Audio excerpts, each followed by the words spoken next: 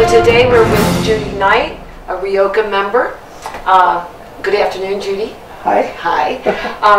I met Judy because Judy had massive problems with her solar company, and Black Hills Energy sent her to us to try to help her. So thank you for doing this today with us, Judy, to help somebody else avoid some of the problems you had.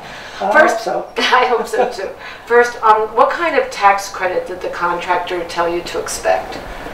Well, the way it was explained to me was it was a rebate, 30% of the cost of the solar, and I would get that back at the end of tax season, and that didn't work out that way. They told me my payments would be $144 a month, but they didn't tell me that I would have to take that money and turn around and put it on the loan, but I couldn't get that money anyway because I don't owe that amount to be able to get the tax credit, so I got nothing. Okay, and this is a problem with many companies. They tell you assume you're going to get the tax credit, but they called it a tax rebate. Okay, so misinformation. Yes. Would you have gone solar if you were not going to receive that tax credit? Well, no, because they told me my payments would be $144 a month. Without that tax credit, my payments are actually going to be over $200 a month. So, probably not. Before you started your project, I know you told me you asked if your house was okay the way it was for a solar installation. And did that turn out to be the case? No. My breaker box was not correct. Cost me $200 to get that fixed. They told me I would have to move the meter outside at a cost of $2,500. And I refused to do it because they told me it was okay.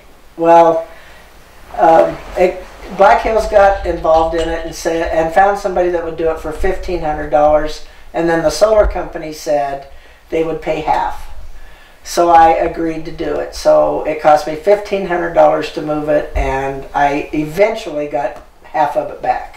But that took quite a while from what I remember. It took quite a while. That's where the meter used to be, and they said it couldn't be in this room because it was enclosed, but the room was here when I bought the house 33 years ago. Mark Eastland from Black Hills got involved in the moving of the meter inside, and so the meter that was in that room we were just in is now this meter right here.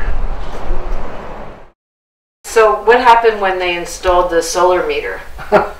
Well, they installed it behind some bushes that I had out there, and when the inspector came, he said that the bushes would have to come down. Okay, so what other billing issues did you have with this company? Well, it took 7 months for the solar to actually be set up and running, and in that amount of time I was paying interest to the finance company and paying my solar bills, my bills to Black Hills Energy. So I was basically double paying bills for 7 months. Well, they told me they would pay back the first 6 months of payments to the finance company.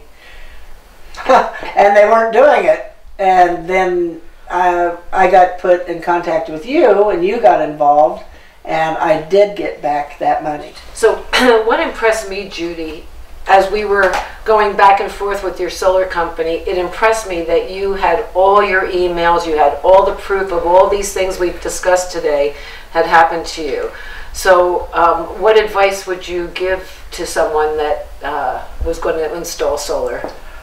Well, I would say check out probably at least 3 different companies and really talk to them and find out what their price is, what you're going to get. Get everything in writing, because I did get everything in writing. And then you can decide if you want to do it or not, because what I was told didn't end up being the right thing. Now, you mentioned to me that a neighbor asked you about going solar, and what did you advise your neighbor? I told him if you're really seriously thinking about going solar, to do it locally. Find somebody here in Pueblo. Oh, you did not use a local installer? No, the people I went through were from out of state even. Okay, and they had no local presence? No. What about the misinformation about the tax credit? What would you advise people to do about that when they're told?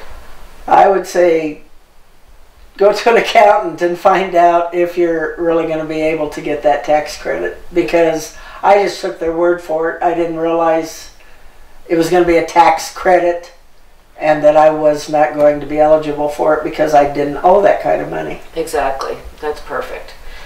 Well, Judy, thank you so much. I'm really hoping that the things, I'm sorry for what's happened to you, but I'm hoping that those things will help someone else. I hope so.